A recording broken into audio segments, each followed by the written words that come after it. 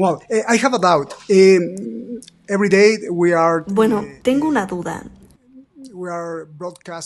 Nosotros todos los días transmitimos programas especiales sobre el genocidio en Gaza y decimos basta, realmente amamos la paz. Cuando buscamos imágenes encontramos muchas imágenes de terror con niños partidos por la mitad, sin cabeza. Pero estas imágenes y estos vídeos no están en las cadenas estadounidenses. Estas imágenes no están en las televisiones occidentales. ¿Por qué?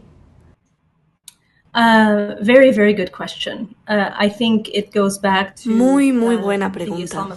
Alta funcionaria del Departamento de Estado de Estados Unidos que denuncia justamente a su propio gobierno como cómplice de genocidio.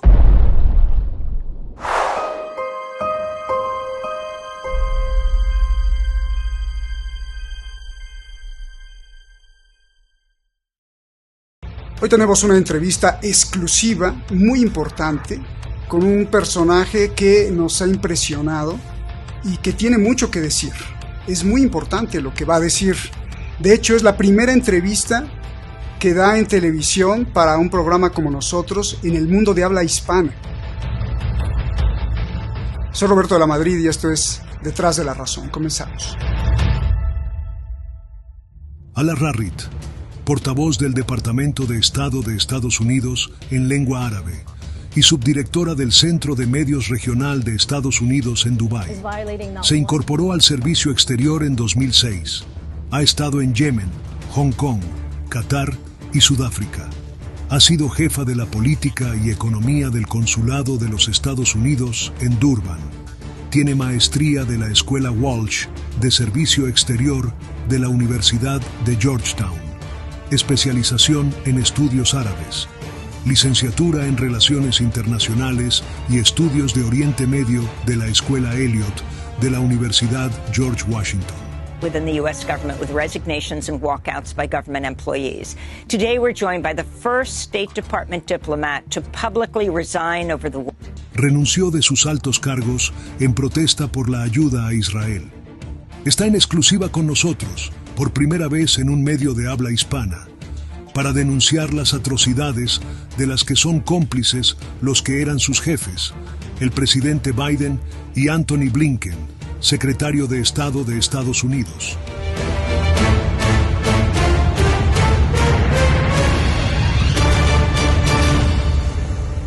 Muchas gracias al equipo de Detrás de la Razón, muchísimas gracias a todos ustedes en la comunidad de Detrás de la Razón. Gracias sobre todo a nuestra productora Shadi Narváez, que gracias a Shadi se consiguió esta entrevista.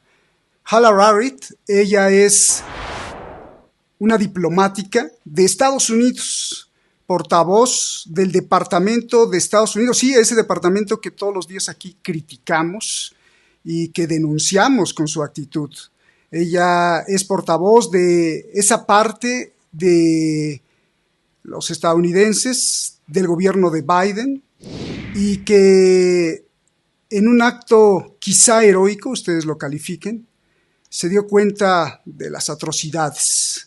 Portavoz del Departamento de Estado que fungió hasta hace unos meses y que renunció por tener, pues, el corazón. Le damos la bienvenida a Hala Rarit. Hala Rarit, it's a pleasure. And thank you very much for this interview. Es un placer y muchas gracias por esta entrevista. Gracias por estar con nosotros. Me gustaría preguntarte cómo ves que tu país, que estás viendo que tu país está teniendo una complicidad de genocidio y que al mismo tiempo tú tienes un alto perfil puesto en el gobierno de Estados Unidos. ¿Qué sentiste? Creo que esta fue la razón de tu dimisión. Por favor, y gracias de nuevo por estar con nosotros. First off, thank you so much for inviting me. It's a pleasure to speak to your audiences. Antes que nada, muchas gracias por invitarme. Es un placer hablar con vuestra audiencia. Como mencionaste, fui una diplomática para el Departamento de Estado. Serví durante 18 años. Es bastante tiempo y casi la mitad de mi vida. Me uní cuando era bastante joven, justo acabando mi máster.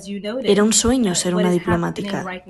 Creo fuertemente en el poder de la diplomacia, pero como tú has señalado, lo que está sucediendo en Palestina es un genocidio y mi gobierno estaba ayudando y contribuyendo a este genocidio. Y para mí, como diplomática, eso era absolutamente inaceptable. No podía ser parte del Departamento de Estado entendiendo y sabiendo lo que estaba haciendo mi gobierno.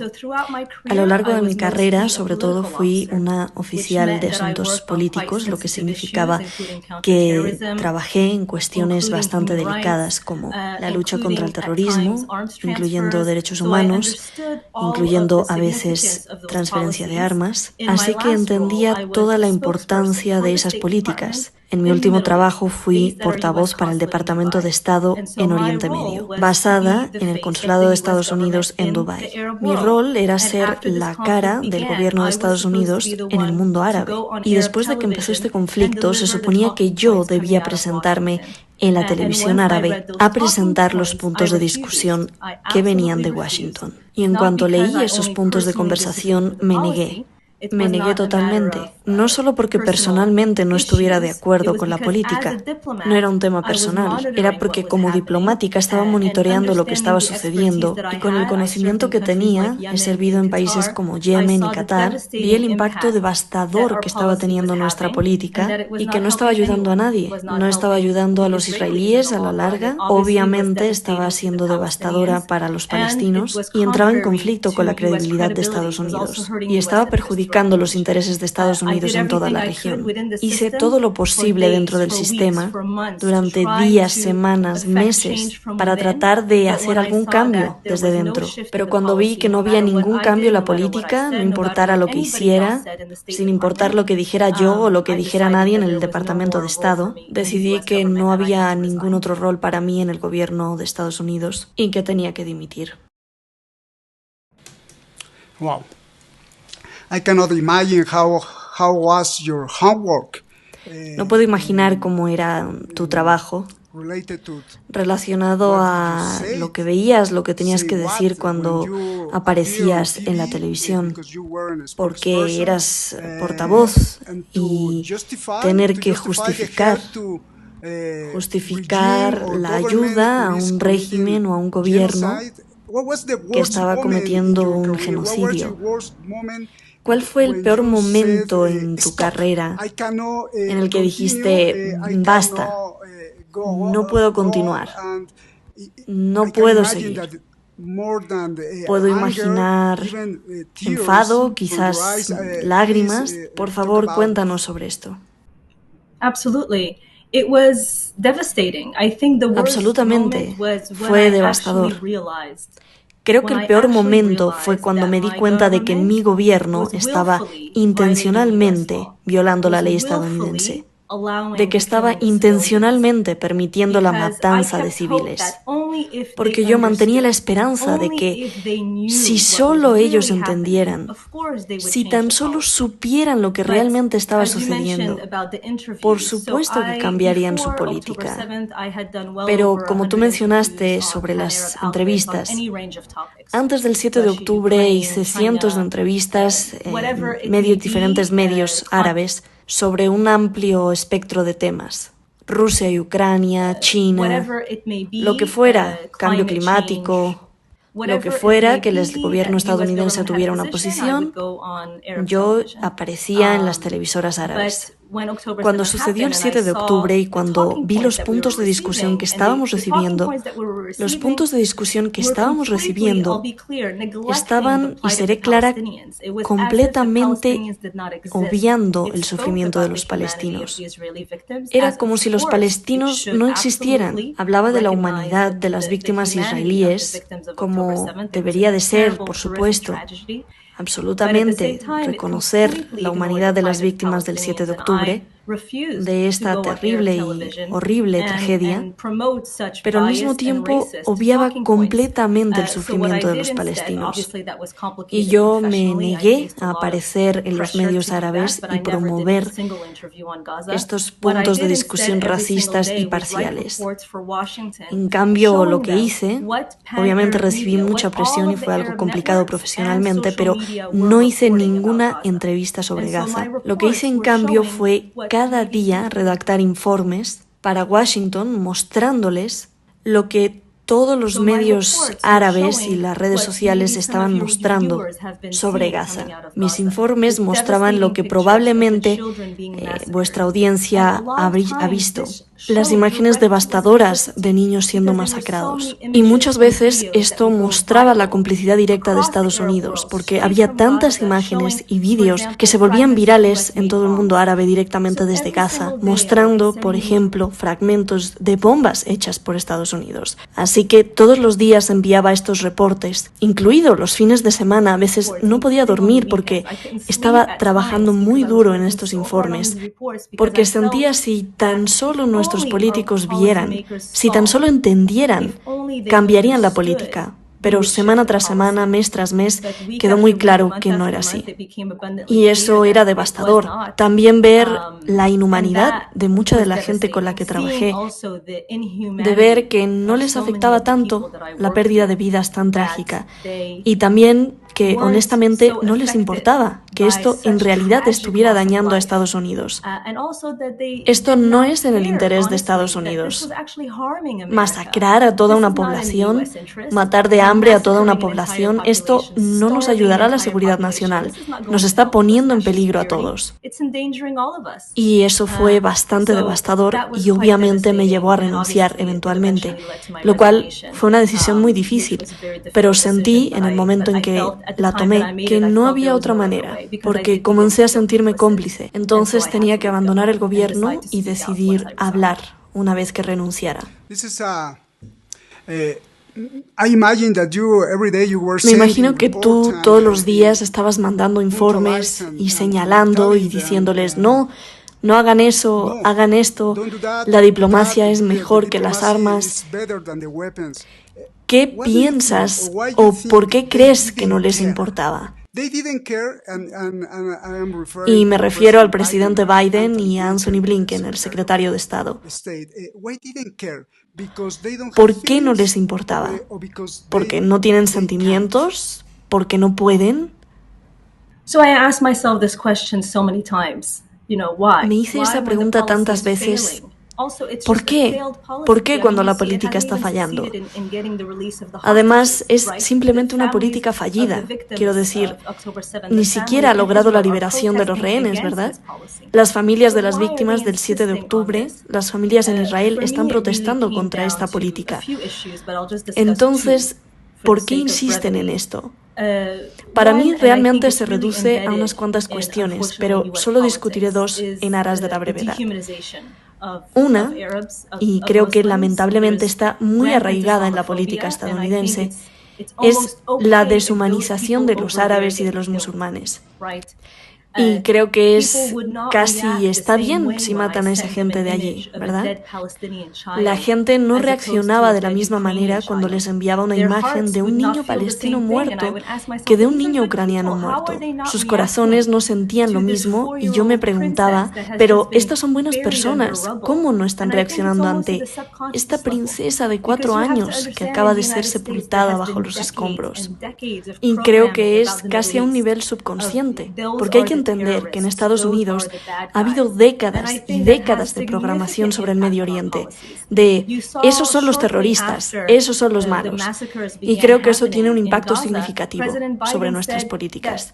Ustedes vieron poco después de que comenzaran a ocurrir las masacres en Gaza, el presidente Biden dijo que tal vez no se podía confiar en el número de muertes, cuando todas las organizaciones internacionales dijeron que el recuento es incluso mayor de lo que se informa desde Gaza, porque hay tanta gente atrapada bajo los escombros que ni siquiera se puede contar. Pero los deshumanizó hasta el punto de intentar ni siquiera reconocer su humanidad e incluso descartar el hecho de que muchos han sido asesinados. Quiero decir, fue atroz. Y la otra parte es, y voy a ser muy directa, ya no estoy en el gobierno, puedo ser muy franca, creo que es la corrupción. Creo que es la corrupción política. No lo creo, lo sé, y te diré por qué. Como diplomática durante 18 años, mi vida fue un libro abierto.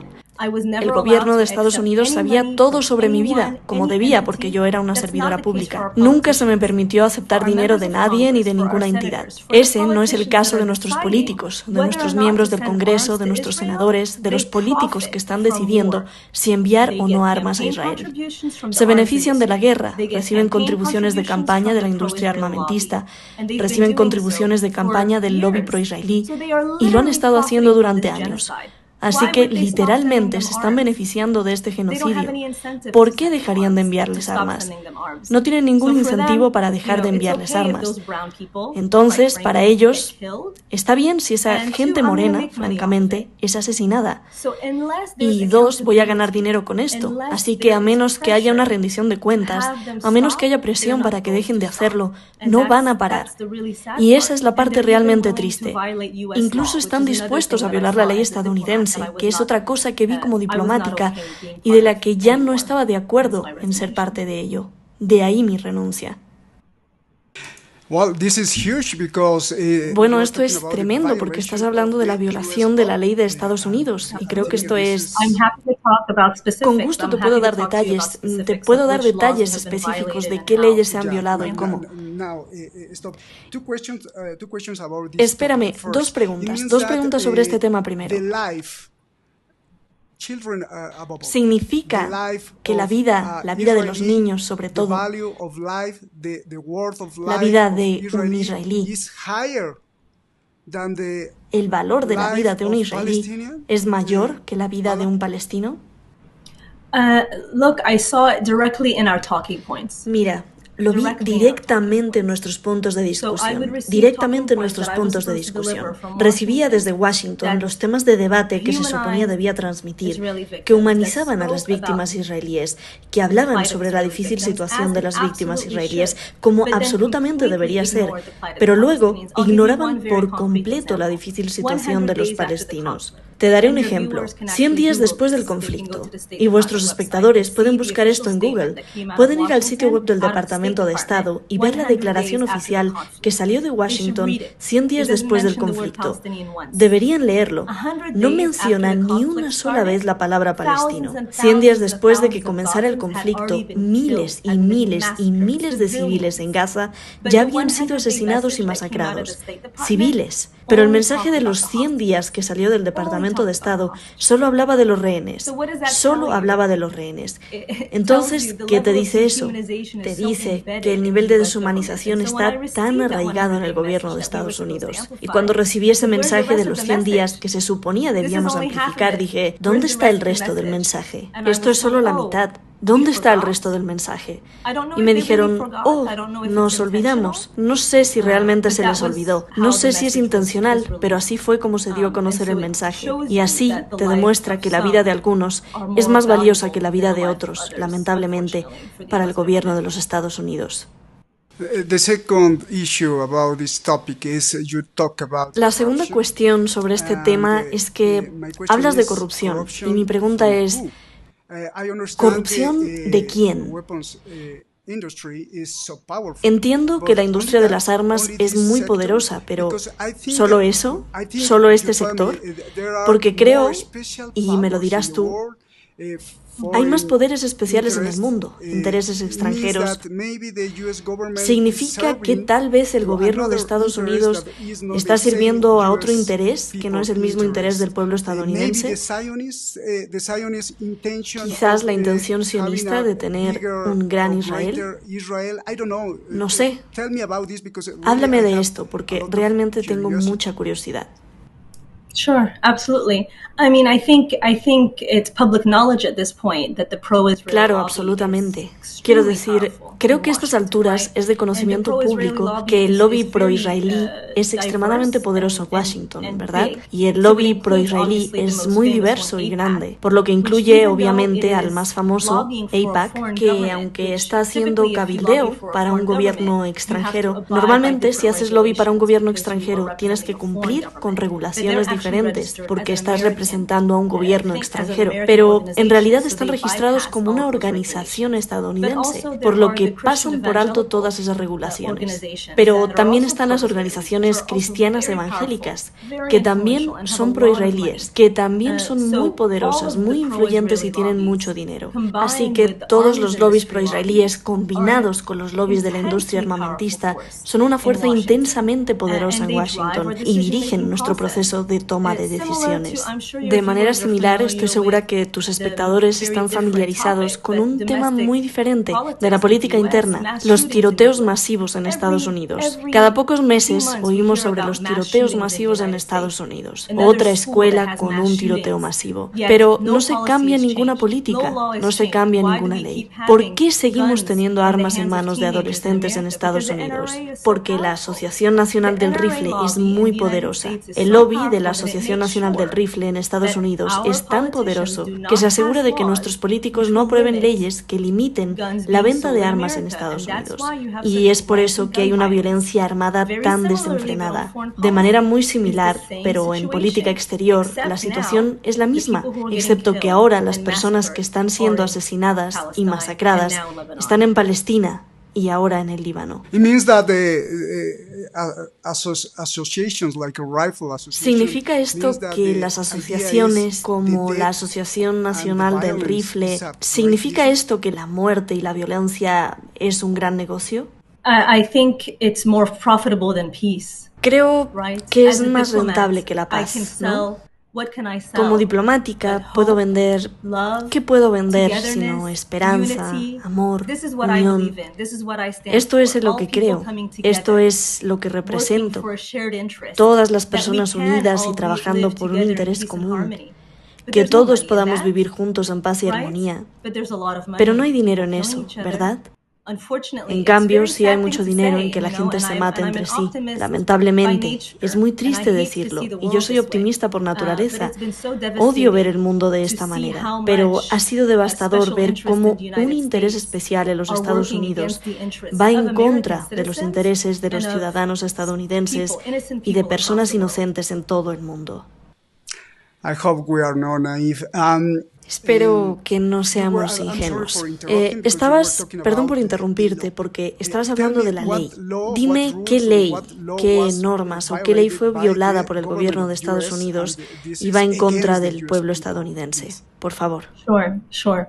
So there are multiple laws and regulations. Claro. Bueno, existen múltiples leyes y regulaciones que garantizan que no tengamos una situación como esta. En realidad, nuestro gobierno es bastante inteligente en términos de garantizar que nuestras políticas de transferencia de armas no conduzcan a ciertas situaciones. Tu audiencia puede buscar en Google cualquiera de estas leyes y leerlas por sí mismos. La primera es la investigación de antecedentes de Leahy, la Ley de Investigación de Antecedentes de Leahy.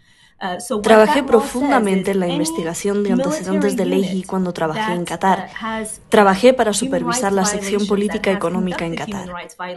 Lo que dice esa ley es que cualquier unidad militar que tenga violaciones de derechos humanos y que haya cometido violaciones de derechos humanos no está autorizada a recibir ningún tipo de asistencia militar. Cuando trabajaba en Qatar, antes de que recibieran transferencias de armas, teníamos que ir literalmente nombre por nombre de cada oficial para asegurarnos de que no estuvieran implicados individualmente en ningún tipo de violaciones de derechos humanos antes de transferir nuestras armas. La cantidad de información y pruebas en términos de violaciones de derechos humanos con respecto a varias unidades israelíes es tan intensa Son demasiadas pruebas, demasiados detalles, que no hay manera de que Israel no esté en violación de la ley Liegi. No hay manera, y tantas investigaciones independientes de instituciones lo han demostrado. Pero si no hay voluntad política para decir, sí, están violando la ley Liegi, lo que ahora están pidiendo desde arriba a los diplomáticos que están más abajo es, encuentren una manera de eludir la ley. Eso es lo que nos están diciendo. Así que no es busquen una manera de implementar la ley, sino una manera de eludirla. Otro ejemplo es la Ley de Control de Exportaciones de Armas. Nosotros, como Estados Unidos, solo podemos enviar armas a países que vayan a utilizarlas con fines defensivos, no ofensivos. Está muy claro, a pesar de todo lo que los israelíes están diciendo sobre la autodefensa. Por eso, por cierto, siempre se oye al secretario Blinken decir que tienen derecho a defenderse, porque está tratando de garantizar que Estados Unidos no esté en violación de la Ley de Control de Exportación de Armas. Pero si alguien está observando lo que está sucediendo en Gaza, está muy claro que esto no es defensa. No se puede masacrar a decenas de miles de personas en nombre de la autodefensa y ahora ir al Líbano. Esto no es defensa propia. Hezbollah apenas hizo nada como reacción en comparación con la agresión israelí en el Líbano. Esto es de naturaleza ofensiva. Así que nuevamente estamos violando la ley de control de exportaciones de armas. Otra ley es la ley de asistencia exterior, que establece que si un país prohíbe que la asistencia humanitaria llegue a personas necesitadas, a civiles necesitados, tampoco están autorizados a recibir asistencia militar estadounidense. Todas y cada una de las organizaciones humanitarias sobre el terreno, creo que sin excepción, confirman que Israel está bloqueando la asistencia humanitaria hasta el punto de provocar hambruna en Gaza. No sé si tu audiencia o si vieron el artículo de ProPublica que se publicó ayer, que mostraba que el secretario Blinken recibió esta información de expertos dentro del gobierno de Estados Unidos, de USAID dentro del Departamento de Estado, diciendo que Israel está violando esto. Por lo tanto, según la ley de asistencia exterior, deben de dejar de enviarle armas. Este informe tenía que ir al Congreso, pero en las altas instancias cambiaron las palabras de los expertos en la materia. Otra mujer que trabaja para el Departamento de Estado, llamada Stacy Gilbert, fue una de las expertas en la materia que escribió este documento. Ella vio que mintieron, que cambiaron las palabras de los expertos en la materia y ella también renunció. Y la razón por la que están mintiendo y cambiando las palabras de los expertos es para poder seguir enviando armas a Israel. Estas son solo 3 de las leyes que espero que sean útiles para que tu audiencia comprenda por qué esta administración está violando intencionalmente la ley de Estados Unidos al continuar apoyando a Israel de esta manera. Anthony Blinken, Biden... ¿Quieres decir esto que Anthony Blinken, Biden mintieron al Congreso? Bueno, este informe salió específicamente del Departamento de Estado, así que sí, absolutamente. Well, I have a doubt. Every day we are, bueno, tengo una duda. Nosotros todos los días transmitimos programas especiales sobre el genocidio en Gaza y decimos basta, realmente amamos la paz. Cuando buscamos imágenes encontramos muchas imágenes de terror, con niños partidos por la mitad, sin cabeza. Pero estas imágenes y estos vídeos no están en las cadenas estadounidenses. Estas imágenes no están en las televisiones occidentales. ¿Por qué? Very, very good question. I think it goes back to, muy buena pregunta. Creo que se remonta a la islamofobia y el racismo del que hablamos, porque sabemos que la cobertura con respecto a Ucrania fue muy diferente, ¿verdad? Las imágenes que surgieron con respecto a Ucrania, vimos la humanidad de los ucranianos que estaban sufriendo, como deberíamos. Para las víctimas israelíes, vimos la humanidad de las víctimas israelíes, como deberíamos. Pero creo que hay 2 razones. Una, obviamente, la islamofobia y el racismo, que simplemente no nos dejan verlo. Y la segunda, que muestra la complicidad directa de Estados Unidos. Si el público estadounidense viera lo que están haciendo sus impuestos, habría mucho más malestar en Estados Unidos. Si el público estadounidense de a pie realmente entendiera, creo que habría muchas más protestas. La razón por la que vemos a los estudiantes protestar es porque ellos están en las redes sociales y ven la información que sale directamente de Gaza. Pero creo que muchos estadounidenses no son conscientes de lo que está sucediendo y por eso simplemente ven los medios de comunicación tradicionales. Y algunos de estos medios de comunicación masivos realmente intentan hacer lo mejor que pueden, pero muchos de ellos promocionan los puntos de conversación israelíes. Quiero decir, vemos esto todo el tiempo, que ellos literalmente dicen lo que el portavoz israelí dice. Es realmente loco y extraño, pero puedo decirles que como parte de mi trabajo, cuando escribía esos informes diarios, esas eran las imágenes exactas que enviaba al Departamento de Estado, porque sabía que ellos, que nuestros políticos en Washington, no tenían acceso a ellas. Así que les enviaba esas imágenes, pero desafortunadamente no fue suficiente para cambiar ninguna política. Hala, you think it could be something more because not only complicity, because maybe Hala, ¿crees que podría ser algo mayor, no solo complicidad? Porque quizás ellos obedecen porque el dinero y el capital de esta gran y enorme red quizá es del grupo sionista o de los lobbies israelíes y ellos pagan y entonces tienes que aceptar o estás despedido. ¿Podría ser? Well, I mean, with reference to people losing their jobs in terms of Bueno, con referencia a las personas que pierden sus empleos, en términos de gente del Congreso, hemos visto que esto ha sucedido este año. No sé si los espectadores estén familiarizados con el congresista Bowman, Jamal Bowman de Nueva York, y Cori Bush. Ambos estaban firmemente en contra del genocidio y ambos hablaron en voz muy alta en contra de él. Y luego el AIPAC salió y dijo: los derrotaremos. Y los derrotaron. Invirtieron millones y millones y millones de dólares para financiar a sus oponentes. Y luego perdieron. Y luego el AIPAC lo celebró. Lo celebró muy, muy abiertamente. Ni siquiera ocultan el hecho de que están tratando de conseguir eso. Y luego amenazan. Básicamente dicen: ¿sabes? Si vas en contra de esta política, prepárate para ser derrotado en tus próximas elecciones. Así que creo que muchos políticos tienen miedo. Muchos políticos no quieren perder su escaño. Y algunos hablan, algunos valientes hablan, pero muchos permanecen en silencio, lo cual es devastador. Y tengo que decir lo mismo dentro del Departamento de Estado. Tanta gente está permitiendo voluntariamente esta política que es aterrador de ver.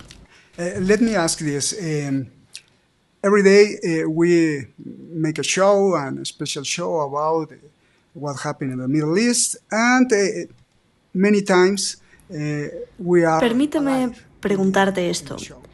Todos los días hacemos un programa y un programa especial sobre lo que está sucediendo en Oriente Medio y muchas veces estamos en vivo en el programa y es muy extraño y es incluso increíble.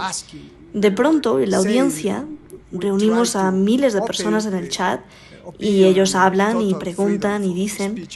Tratamos de abrir la opinión y crear una total libertad de expresión, pero de repente la gente en lenguaje español dice: eres el demonio, eres malo,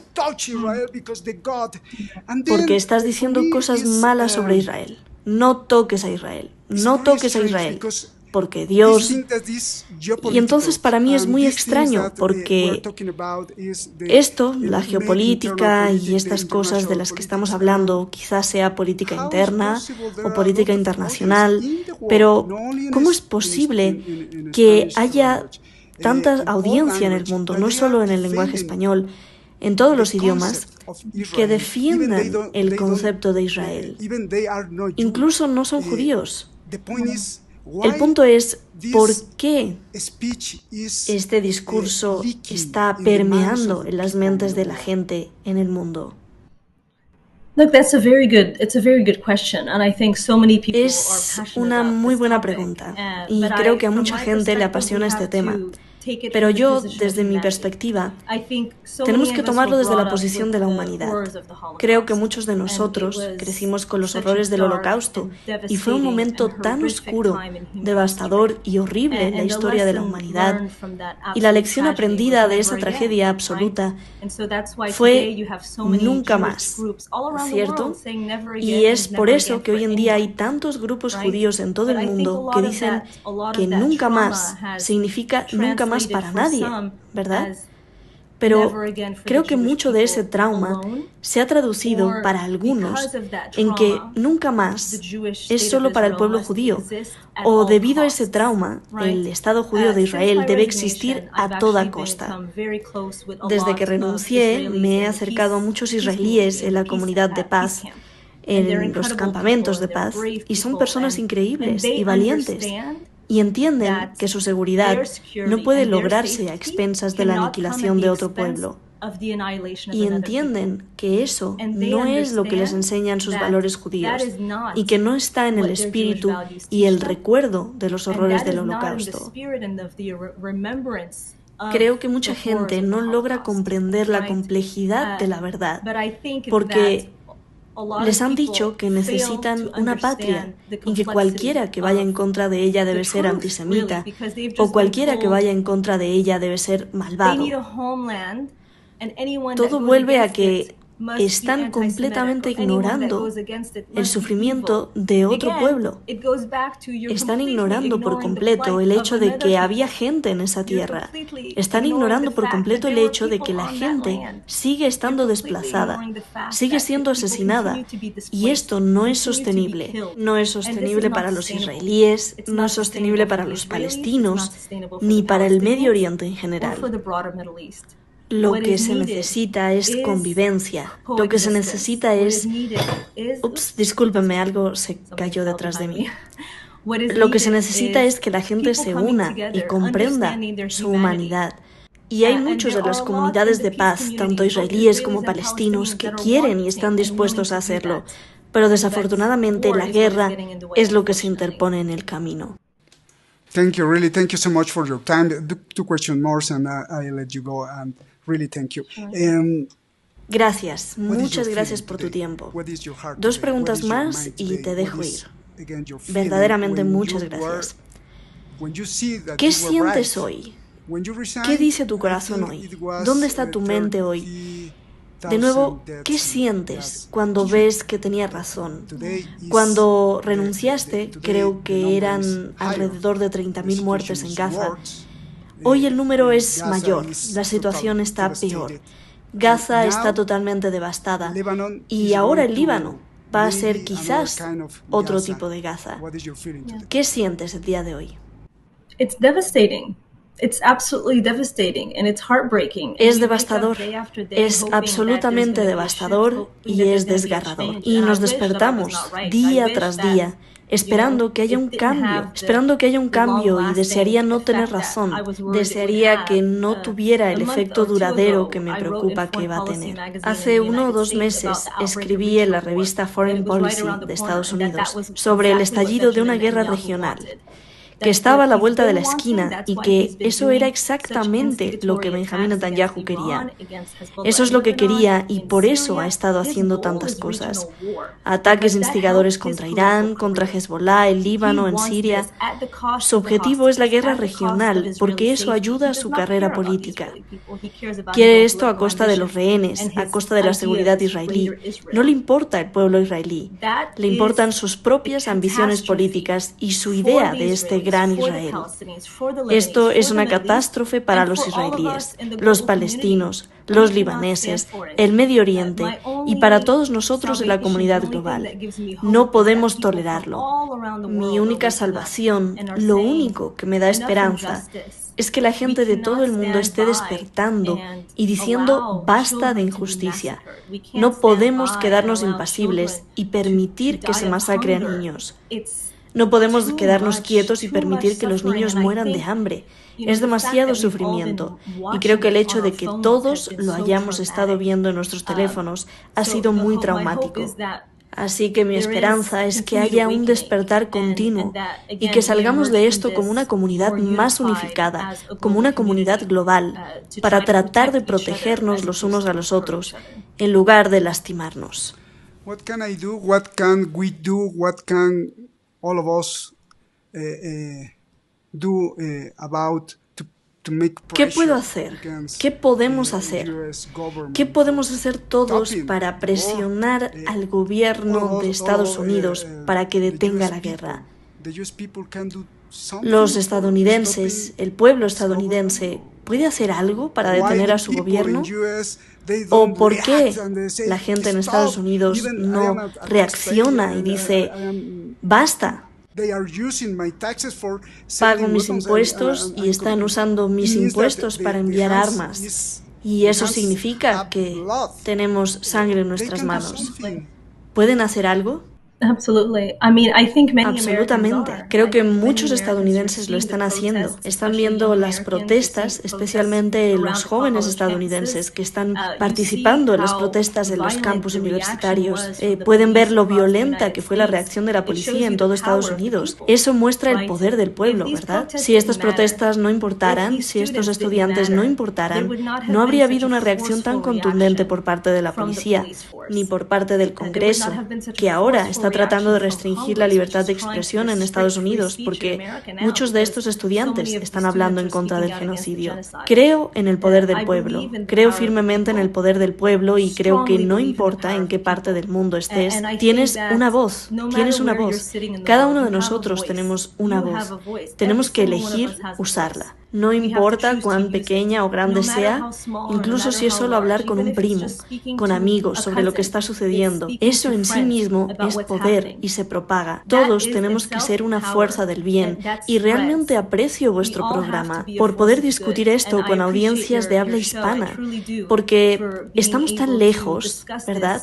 Estamos tan lejos del conflicto que es tan fácil simplemente decir que es gente de allá, pero se trata de nuestra humanidad colectiva, la que nos permite arrojar luz. Así que gracias a vosotros, a vuestro programa, por tratar este tema. Hala, I think for many U.S. people, for many U.S. citizens, for many your coworkers, you're a Hala, creo que para muchos ciudadanos estadounidenses, para muchos de tus compañeros de trabajo, eres una especie de heroína porque preferiste el corazón libre y el buen sentimiento y la buena fe en lugar de un buen salario.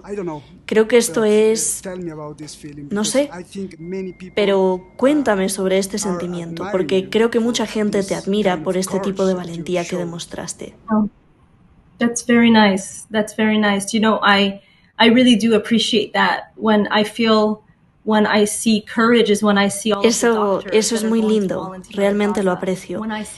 El coraje es cuando veo a todos los médicos que van a ser voluntarios en Gaza, cuando los veo ir y trabajar en Gaza por semanas y dejar a sus familias. Eso es coraje. He conocido a algunos de esos médicos y son increíbles. Y sinceramente, las cosas que han visto para ayudar a las personas necesitadas son extraordinarias. Sentí que tenía muy pocas opciones. Simplemente no me convertí en diplomática para apoyar una guerra. No me hice diplomática para vender un genocidio.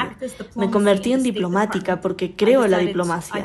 Y cuando me di cuenta de que ya no podía ejercer la diplomacia en el Departamento de Estado, decidí que necesitaba dejar el Departamento de Estado. Y también tengo que ser honesta, soy madre y veía a mis hijos todos los días y no podía ver a mis hijos y luego ver las imágenes de los niños en Gaza masacrados y fingir que todo estaba bien. Mi corazón no pudo soportarlo, no pude. Todos tenemos una vida que vivir. Creo que debemos aprovechar al máximo nuestra vida. Necesitamos hacer todo el bien que podamos en este mundo, si no por nuestra generación, por la generación de nuestros hijos. Les debemos hacer el mundo un lugar mejor. Y por eso no me considero una heroína, pero estoy tratando de hacer todo lo que puedo para intentar hacer de este un mundo, un lugar mejor para nuestros hijos, los hijos de nuestros hijos. Hala Rarit, thank you so much.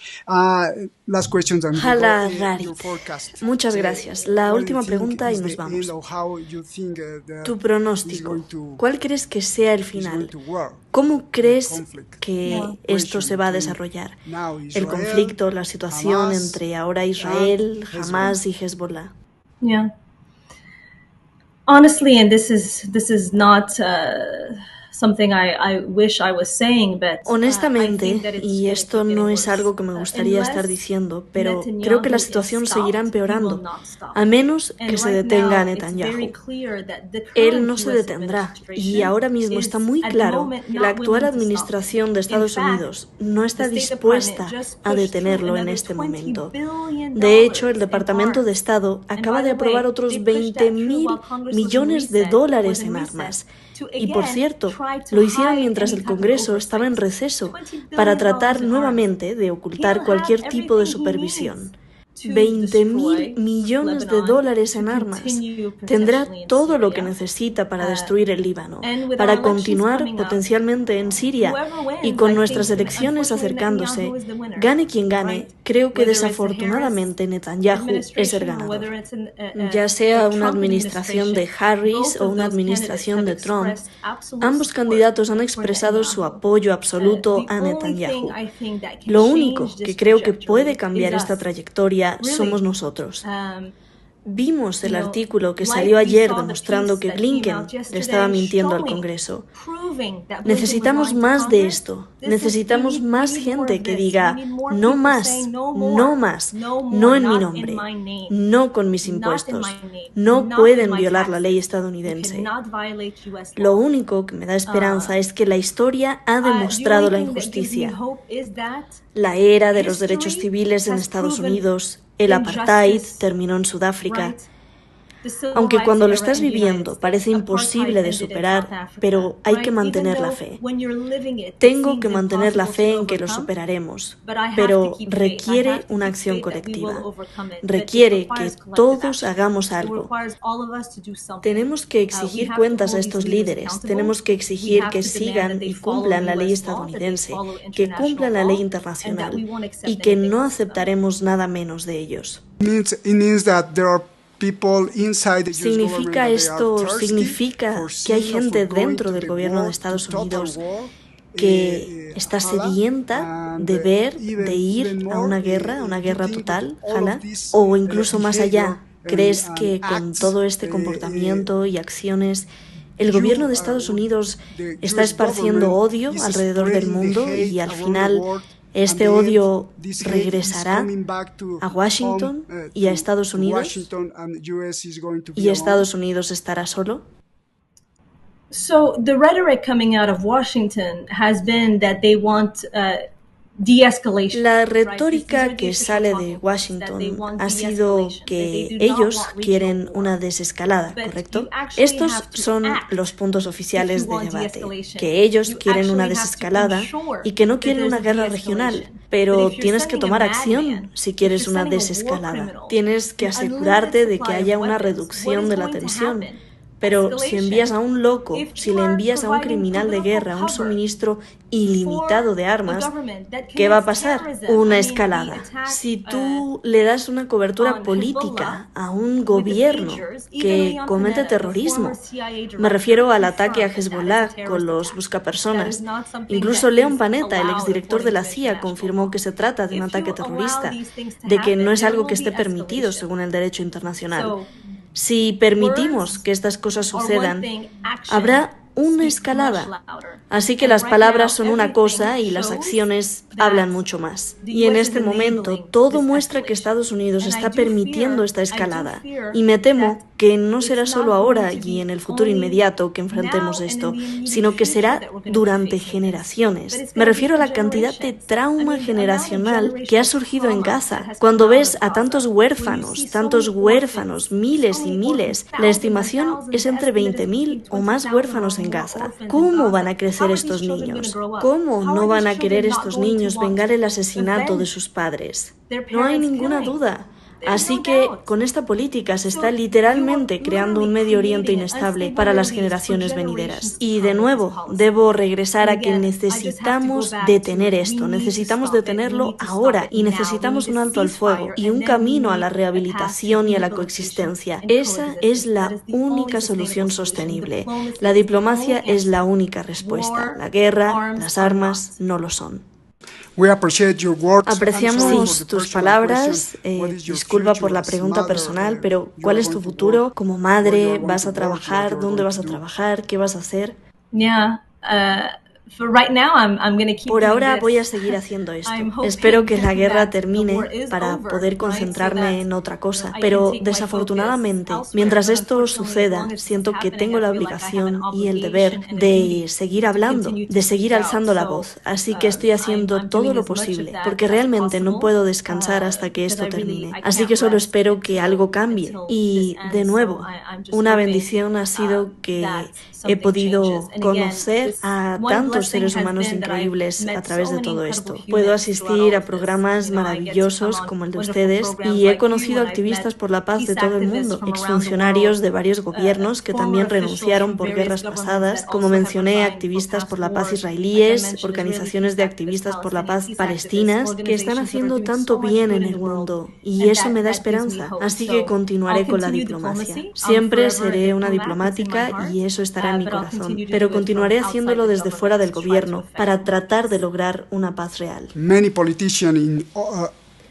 Muchos políticos en Estados Unidos y alrededor del mundo tienen que entender y tienen que aprender y tomar esta lección de ti. Muchas gracias, realmente muchas gracias, y apreciamos mucho tu presencia aquí con nosotros y apreciamos tus palabras. Gracias y buena suerte, Hala. Gracias, muchas gracias por vuestro tiempo. Gracias por tenerme.